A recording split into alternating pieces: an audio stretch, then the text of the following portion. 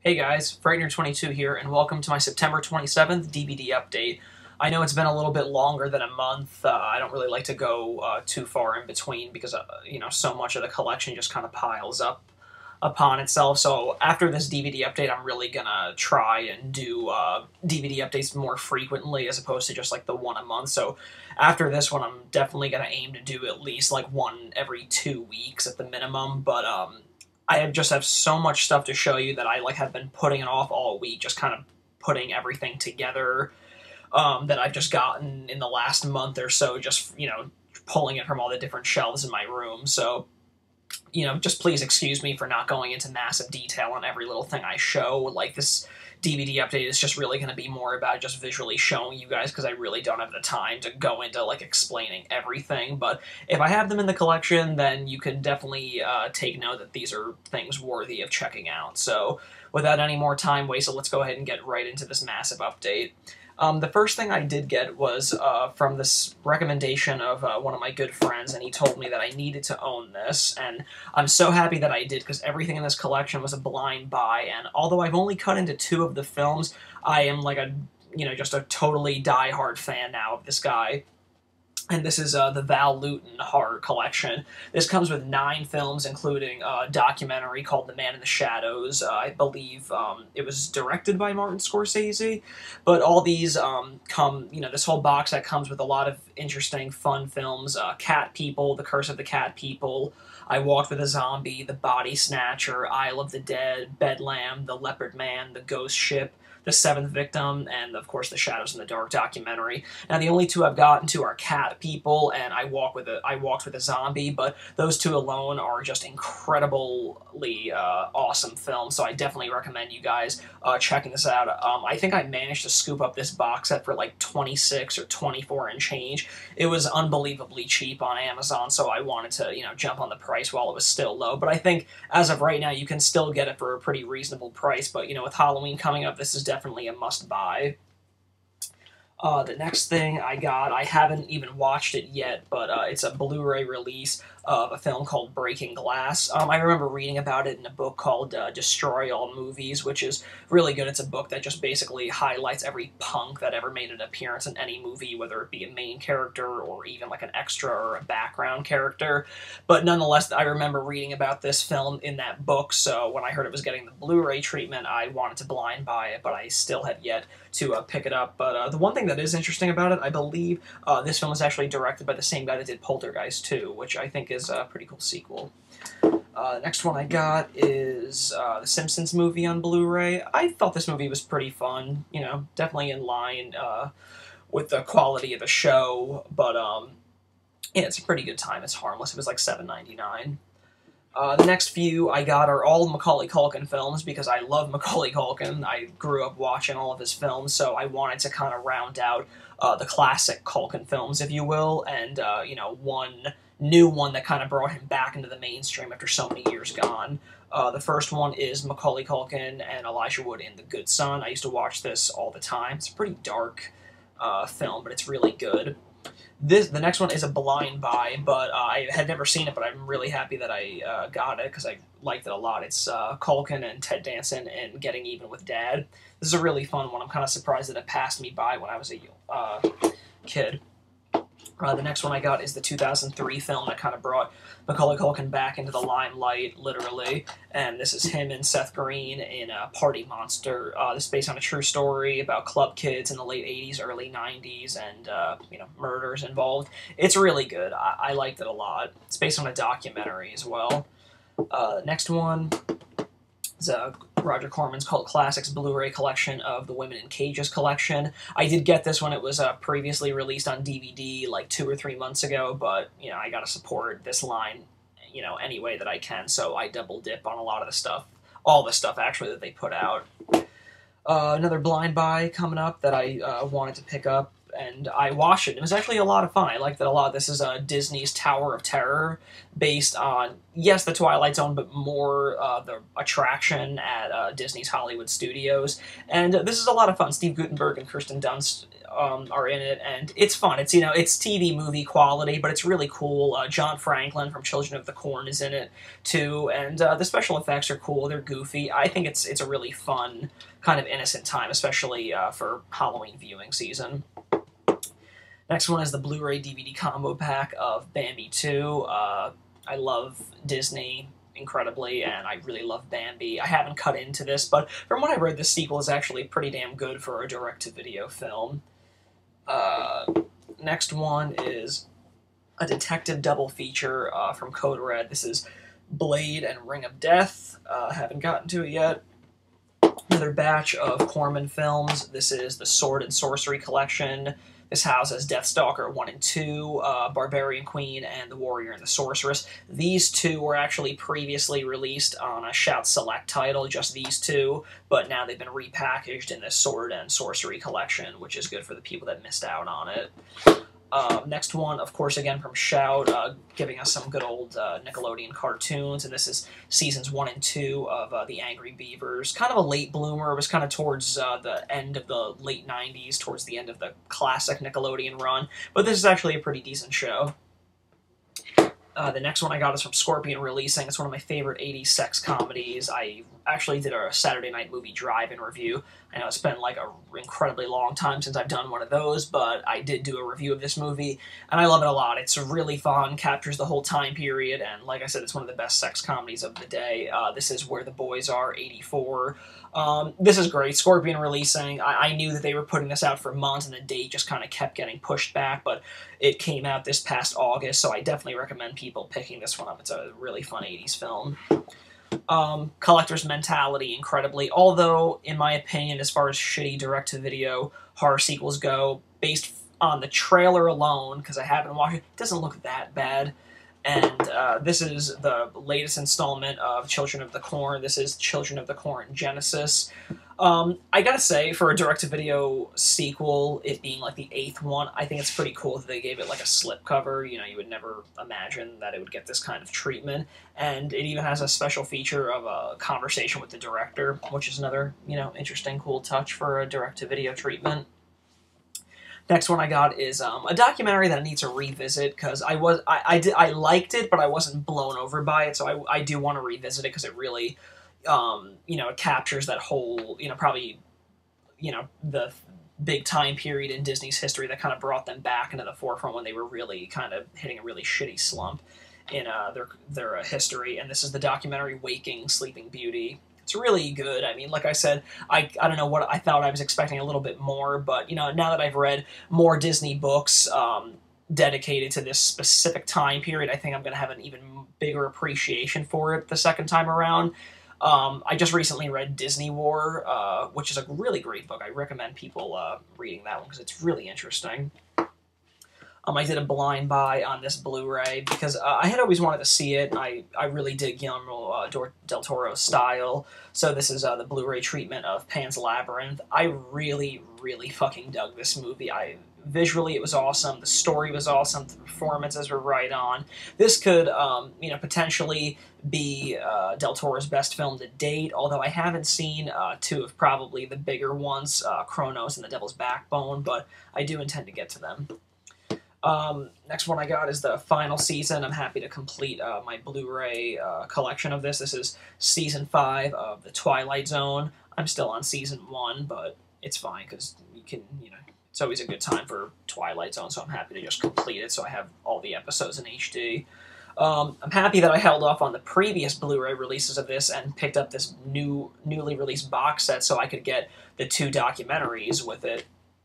What a great deal this was. This is a 5-film set collection of the Scream box set. It has all 3 of the original trilogy films, and then the 2 documentaries, Still Screaming and Scream the Inside Story. So this was $19.99 when it came out, so I was really happy that I didn't buy the first Blu-rays that came out a little earlier in the year.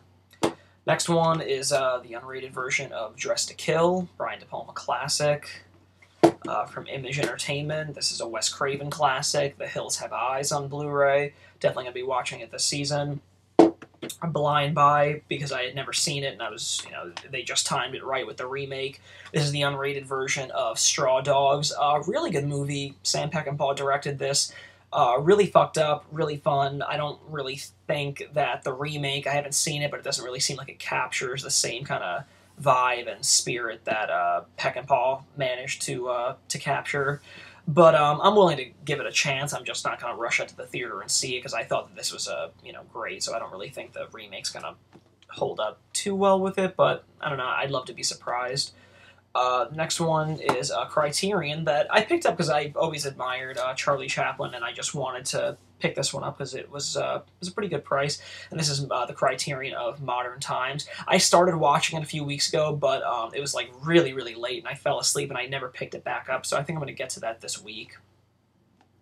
Another Disney documentary that I liked. It was actually really interesting. Another minor moment in the Disney history, but it's really cool to see it showcased in a documentary. And this is Walt and El Grupo, The Untold Adventures.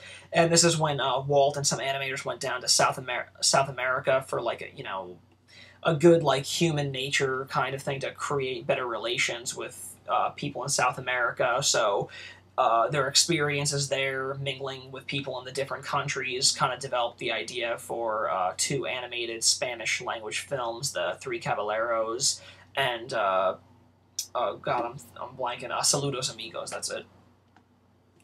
I got another Code Red title from you guys. This is a sex comedy from 1995. This is Wild Malibu Weekend.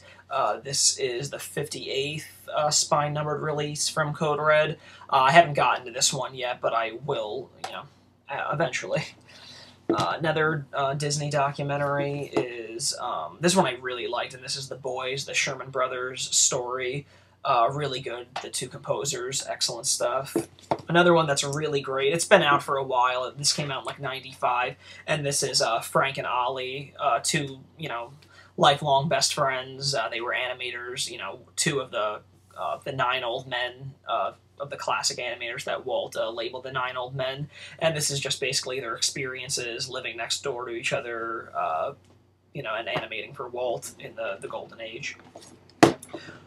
Next up, a direct-to-video movie that I really, really loved, and I wanted to add it because I own the original, and this is the special edition of Casper, A Spirited Beginning. I always like this one. Steve Guttenberg's in this, Lori Loughlin, and Rodney Dangerfield. I don't know what it was about this one, but I really liked it, so I scooped it up for like $6.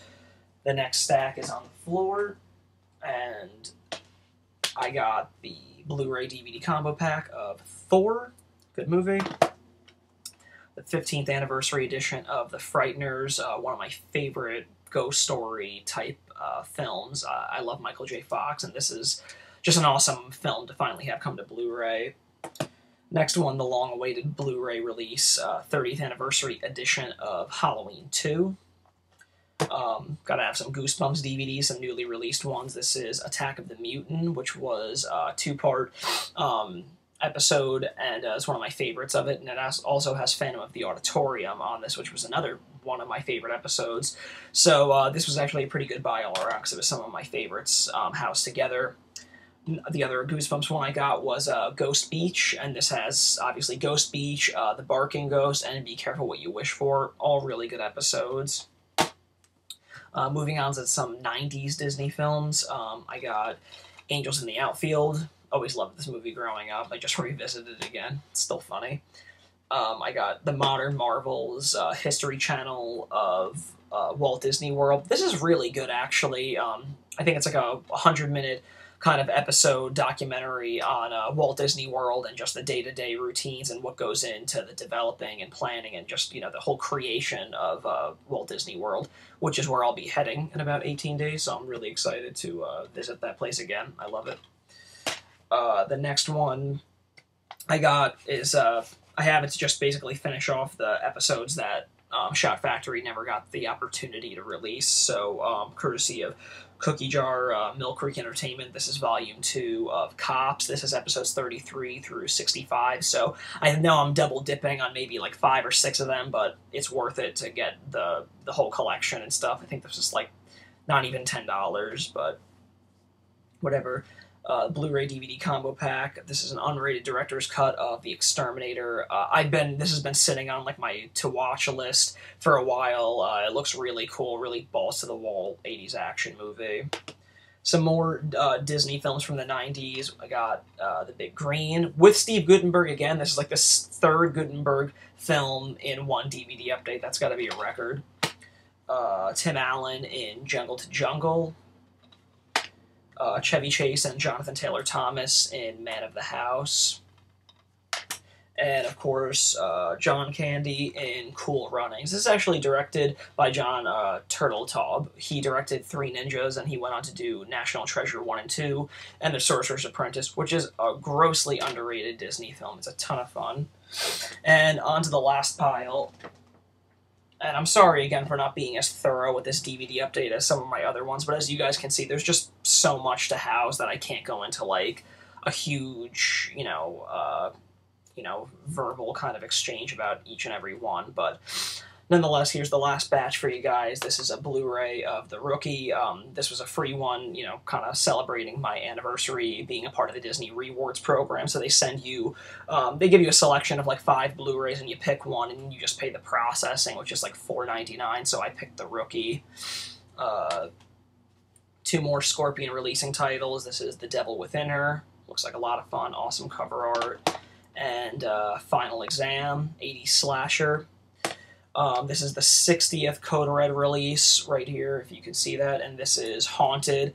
Horrible movie. It's really bad, but it's got killer artwork. The interview with the main character, Jim Neagle, the actor, is really good. It's actually a pretty informative little interview, and the stuff with Maria, because this is Maria's B-movie Mayhem line, is hysterical. It's like so bad, it's hysterical. So it's pretty entertaining. I got the Blu-ray release of Vamp from Image Entertainment. This is the 70th anniversary edition on a Blu-ray DVD combo pack of Dumbo. The US finally has Dumbo on Blu-ray. Here's one that I just watched last night and really dug. This is the newly released director's cut Blu-ray of Mimic, another Guillermo del Toro film. From Image Entertainment, Little Hen and Lauder, Never Hurt Anybody. This is Basket Case. Good stuff. Again, from Image Entertainment, this is H.G. Lewis's The Blood Trilogy, which houses Color Me Blood Red, Blood Feast, and 2000 Maniacs. This was like $11.99. It's 3 films on 1 Blu-ray, so, it's a great bargain if you've never owned them before. The next one I got is the 2-movie collection of A Nightmare on Elm Street 2 and 3. I did a scan of this earlier on my lunch break from work, and I can say that it actually looks pretty good. I mean, it sucks that they didn't just give each of the films their own Blu-ray. They're housed on, one Blu-ray, but I did, do a surf through each of the movies, and they both look really good. They did a pretty good transfer job on these. From Image Entertainment, again, this was like not even $10, but this is a documentary on Herschel Gordon Lewis. This is The Godfather of Gore. And just today, I got the TCM Horror Greatest Classic Films collection that houses Dr. Jekyll and Mr. Hyde, Freaks, which I've seen in 35mm, and it's awesome, The Haunting, and House of Wax. Got that for like $10. Another Maria's B-Movie Mayhem line, and this is Love Me Deadly Uncut and The Curious Case of the Campus Corpse, also known as The Hazing. I already have Love Me Deadly, but I wanted to get Campus Corpse, and this is kind of starting a new line of Code Red titles. This is Maria 02. So, I'm going to go ahead and start collecting these, because the future installments of this are films that I just don't have at all, so I won't be double dipping, so I figured I'd just get the whole collection from the get-go. The latest Roger Corman Cult Classics line that came out today is the Vampires, Mummies, and Monsters 2-disc special edition, which has Lady Frankenstein, The Velvet Vampire, Grotesque, and Time Walker. A perfect grouping of films for the Halloween season, so it's really cool to have all these on DVD. And the final film for this update is the 59th spined release from Code Red, and this is one that I've been looking forward to for a while since they made their announcement that they were putting out. And this is Mardi Gras Massacre. awesome, awesome poster art, and what a cool title, too. So, yeah, like I said, this is the 59th spine numbered release, and, I'm really happy to have this. Big Code Red supporter.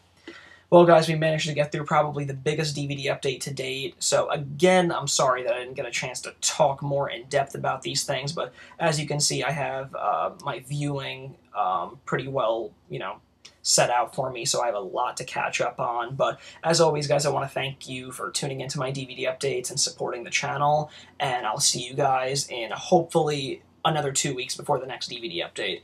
Thanks again for tuning in. This has been Frightener22.